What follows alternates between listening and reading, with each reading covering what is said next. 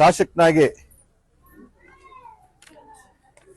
ಒಬ್ಬ ಮಾಜಿ ಸಂಸದರು ಯಾವುದೇ ಒಬ್ಬ ಹಿರಿಯ ರಾಜಕಾರಣಿ ಬಗ್ಗೆ ಮಾತಾಡಬೇಕಾದ್ರೆ ಒಂದು ಲಘುವಾಗಿ ಮಾತಾಡಬಾರ್ದು. ಅವರ ಜವಾಬ್ದಾರಿ, ಅವ್ರ ಸ್ಥಾನಮಾನವನ್ನು ಅರ್ಥಕೊಂಡು ಮಾತಾಡಬೇಕು. ಒಬ್ಬ ಶಾಸಕನಾಗಿ ಅವ್ರಿಗೆ ಎಚ್ಚರಿಕೆ ಕೊಡ್ತಾ ಇದ್ದೀವಿ. ಒಂದು, ಅವರು ಜವಾಬ್ದಾರಿ ಸ್ಥಾನದಲ್ಲಿ ಕೆಲಸ ಮಾಡಿದಂಥವ್ರು, ಸಂಸದರಾಗಿ ಕೆಲಸ ಮಾಡಿದಂಥವ್ರು. ಇವತ್ತು ನಮ್ಮ ಕುಮಾರವ್ರ ಬಗ್ಗೆ ತಮಗೆಲ್ಲ ಗೊತ್ತಿರುವಂಥ ವಿಚಾರ. 2 ಬಾರಿ ರಾಜ್ಯ ಸರ್ಕಾರದ ನಮ್ಮ ಕರ್ನಾಟಕದ ಮಾಜಿ ಮುಖ್ಯಮಂತ್ರಿಗಳಾಗಿ ಜನಪರ ಕೆಲಸಗಳನ್ನು ಮಾಡಿ ಇವತ್ತು ಜನರ ಮೆಚ್ಚುಗೆಗೆ ಪಾತ್ರರಾಗಿದ್ದಂಥವ್ರು. ಇವತ್ತು ಕೇಂದ್ರ ಸಚಿವರಾಗಿ ಮೋದಿಜಿಯವರ ಸರ್ಕಾರದಲ್ಲಿ ಇವತ್ತು ಪ್ರಧಾನಮಂತ್ರಿಗಳೇ ಮೆಚ್ಚುವಂತ ಕೆಲಸ ಮಾಡ್ತಾ ಇದ್ದಾರೆ. ಇವತ್ತು ರಾಷ್ಟ್ರದಲ್ಲಿ ಏನು ಅನೇಕ ಕೈಗಾರಿಕೆಗಳು ಸಿಕ್ಕಂಡಿಷ್ಟಗಳಾಗಿದ್ದೋ ಆ ಎಲ್ಲಾ ಕೈಗಾರಿಕೆಗಳನ್ನ ಪುನಶ್ಚೇತನ ಮಾಡಿ ಅವ್ರಿಗೆ ಮರುಜೀವ ಕೊಟ್ಟು ಆ ಸ್ಥಳೀಯವಾಗಿ ಉದ್ಯೋಗವನ್ನ ಸೃಷ್ಟಿ ಮಾಡುವಂತ ಪ್ರಾಮಾಣಿಕ ಪ್ರಯತ್ನ ಮಾಡ್ತಾ ಇದ್ದಾರೆ. ಅದಕ್ಕೆ ವೈಜಾಗ್ ಕಂಪ್ನಿನೇ ಒಂದು ಉದಾಹರಣೆ. ಇವತ್ತು ನಮ್ಮ ರಾಜ್ಯದಲ್ಲೂ ಸಹ HMT ಕಂಪ್ನಿ ಇವತ್ತು ರಾಷ್ಟ್ರದಲ್ಲಿ ಅಂತಾರಾಷ್ಟ್ರೀಯ ಮಟ್ಟದಲ್ಲಿ ಪ್ರಖ್ಯಾತಿಯಾದಂತ ಒಂದು ಕಂಪನಿ.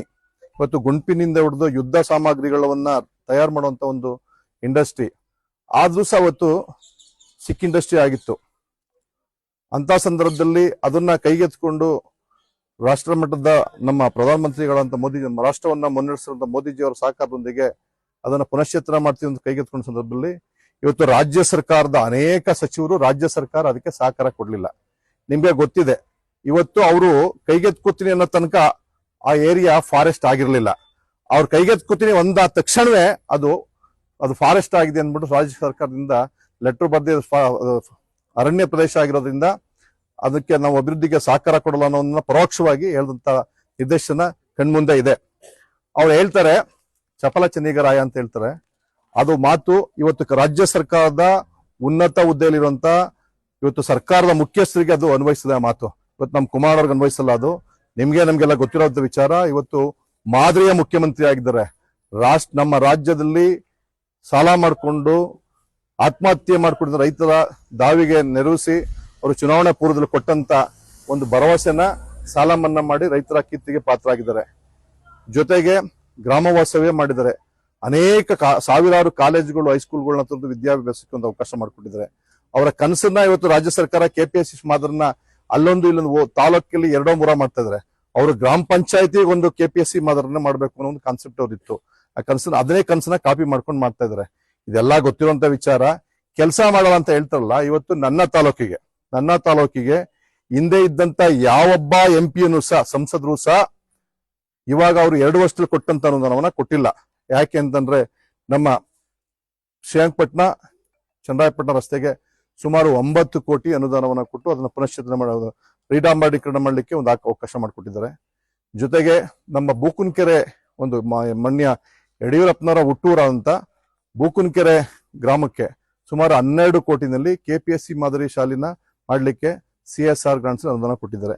ನಮ್ಮ ತಾಲೂಕಿಗೂ ಸಹ ಸುಮಾರು 10 ಬಸ್ ಶೆಲ್ಟರ್ನ ಕೊಡೋದು, ಜೊತೆಗೆ 15-20 ಐಮಾಸ್ ಲೈಟ್ನ ಕೊಟ್ಟಿದ್ದಾರೆ.